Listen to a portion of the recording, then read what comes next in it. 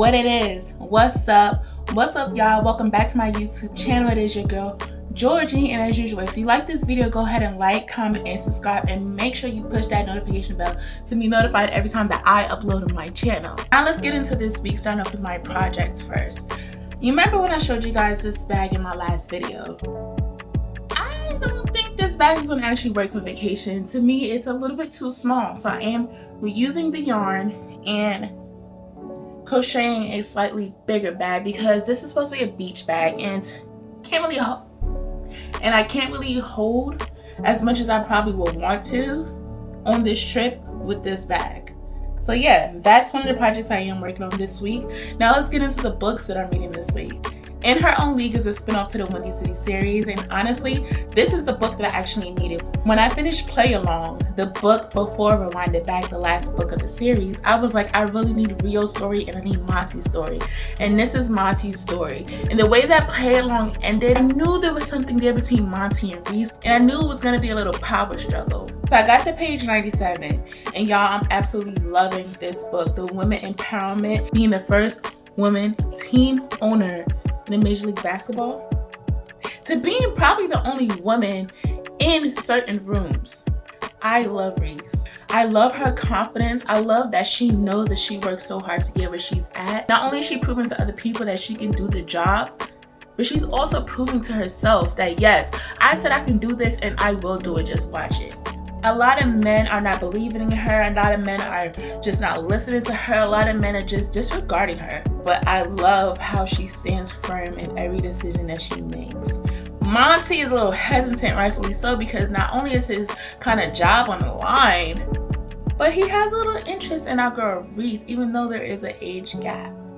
But I don't think this age gap is that bad.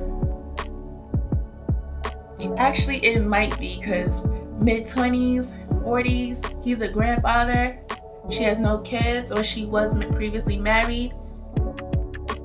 Yeah. Very excited to see how their relationship goes in this book. Like I said, I could tell Monty is hesitant. I could tell Reese is hesitant because not only is she the first female team owner, that has a lot of pressure. You want to add potentially dating your employee. It's gonna get really messy, and I'm here for it. I'm totally here for it. Now let's get into my ebook. I just finished Cappadonna 2. And when I say just finished, I literally mean like this morning while I was walking. I just finished Cappadonna 2. And that book is messy. We all knew what Cappadonna was going to be like based on component 1. But now we get to see a live action. Why? Because he's released from jail. Between Alea and Kendra. Alea is like, I don't want to say she's innocent in it all because she had her childhood taken away from her and part of her adulthood. But the situation she came from was just horrible. And the ending of Cappadonna 2, I honestly was not expecting it. I was literally expecting her brother to get in contact with her and her brother to just never be seen or heard from again. But Cappadonna said, gotcha. I'm always going to be 2 steps ahead of you, no matter what. And then also, it's funny how between Taz and Ace, they don't do their research. Like, how you want to be in the streets, but don't do your due diligence? And I'm trying to figure out who's worse, Taz or Ace. The one problem is already handled. Ace, on the other hand, I am curious how that's gonna go down because we have Kendra, and Kendra is a hot mess. Kendra's a hot mess, okay?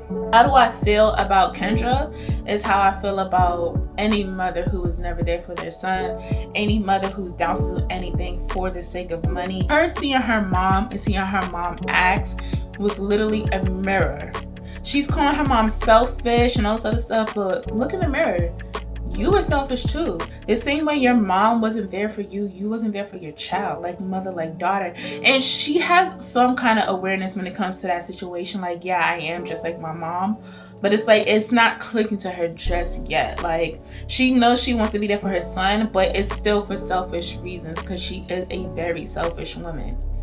It sucks. And I feel for Cappadonna when he said, I wish I would have known about my son because he would have not been in this situation. He would not even be in the streets. And I kind of agree to extent. I mean, you can obviously try to prevent certain things, but when your child is 19 years old, he can pretty much do whatever he kind of wants and use you as guidance. But he doesn't have to 100% listen to you, and he can live his own life because he is an adult. But I would say the chances of him being in the streets would have definitely been less if he had his father around. I love Cappadonna and Alea's relationship just as much as I love Capone and Aaron's relationship. I can't wait to see like how Capri life has evolved. You know, I'm hoping that she sees the light at the end of the tunnel. I'm hoping that the conversation her and Aaron has actually clicks, because she deserves to be happy. After everything that she's been through, everyone was right. She doesn't know how to be alone. I think when she does decide to be alone and to just sit with herself and just be there for herself without another man being anywhere near in the picture, her life will kind of come together in a way that she would want. Because right now, sis is lost, like lost. Good thing about it is that she's still young. She's still young. She has great brothers to protect her. She has great family to protect her. So it's definitely the opportunity that she can fully seek. I enjoyed Cappadonna 1. I enjoyed Cappadonna 2, even though it was extremely short. It was like 188 pages. I'm excited to see what Cappadonna 2.5 is about. What's up, you guys? Happy Thursday, aka pre-Friday. Let's talk about my crochet projects before we get into the books. This is how far I got with the new bag. Did I run out of yarn? Yes, but I'm loving this bag. It's so big and it's looking more like a tote / beach bag in my opinion. So I do have to order more yarn so I can have it finished soon, because I need it soon. So in the meantime, since I don't have the yarn on hand and have to order and wait for it to get here, I will be jumping to my blanket. Let's get into the books. I finished Cappadonna 2 yesterday and jumped into Cappadonna 3 this morning, and y'all I am so happy. Like, I want to say I'm at like maybe 30 or 40% in, because again, this book is short. It's only like 180 pages, which means I'm breezing through the book very, very fast. It's been happy so far. Everyone's been happy so far. Cappadonna, Alea, Aaron, Capone, Capri, everyone's been happy. So I'm like, ooh. They're also on vacation.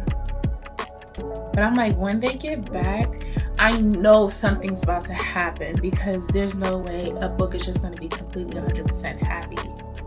You know what I'm saying?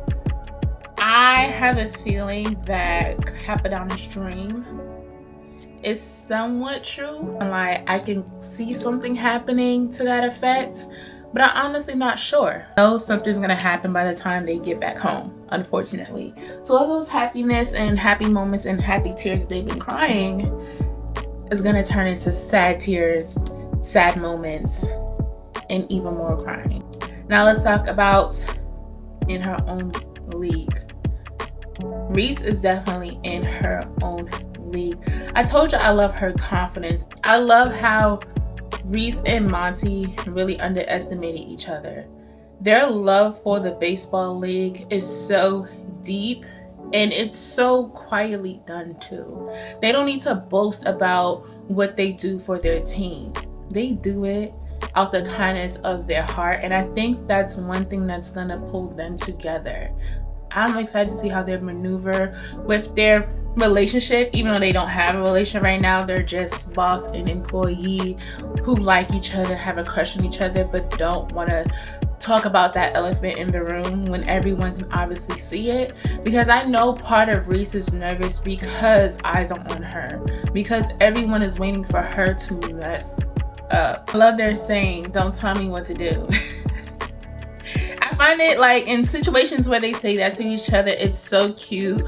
It's normally when they're crossing boundaries with each other and they're like, "Don't tell me what to do," because one person will say stop and the other one will keep going, or the other one know that they should stop, so they say, "Don't tell me what to do," and keep going. I love those moments because I can actually see them together. And I'm just waiting for them to just stop caring about other people's opinions, to be honest with you. Happy Friday, you guys. We officially made it to Friday, which means we get to enjoy the weekend. Hope you guys are excited. Let's talk about Cappadonna 2.5. I have less than 80 pages left in the book, and first off, I don't understand what's going on with these brother and sisters relationship. Like, an older brother is definitely supposed to protect his little sister at all costs, but it seems like the two brothers in this book is doing a complete opposite, is damaging their own sister physically. I really don't understand. Alea and her brother relationship, horrible, absolutely disgusting. And to now find out about Amy and her brother Ace's relationship, disgusting. Their mother, disgusting. I cannot wait until Cappadonna put his hands on Ace, because absolutely not. My heart goes out to both of these ladies. And I'm still waiting for Raheem, which is Alea's brother, to resurface, because he's gonna show up at some point, you know. I don't think he even knows about Taz. So when he does resurface, it's gonna cause Alea to spiral. All that trauma is gonna come back to her, and it sucks because she's been working so hard to heal herself. With it being only 80 pages left in the book, I'm not sure how this is gonna end. I believe there's only 2 more books in this series, Cappadonna 3 and then Cappadonna 3.5, and then I believe we go into Capri's book. I'm not gonna lie, I'm excited about that. Now, let's talk about In Her Own League. Y'all, that elevator scene. I love that scene. That is the code that needed to be cracked, okay? The fact that the intercom went off had me laughing. I'm loving the fact that they're trying to figure out how to act around one another. I love that Monty's including her. They had a team outing and wanted her to come, and she's like, no, like, no one wants to have fun and let go and know that they're team owners in the vicinity. He was like, you're part of the team. Women with such high status and such high power, it does get a little awkward when she comes around the team players, but I'm glad she has Monty, who's there to like tell everybody to relax, y'all. At the end of the day, she's still a person who likes to have fun.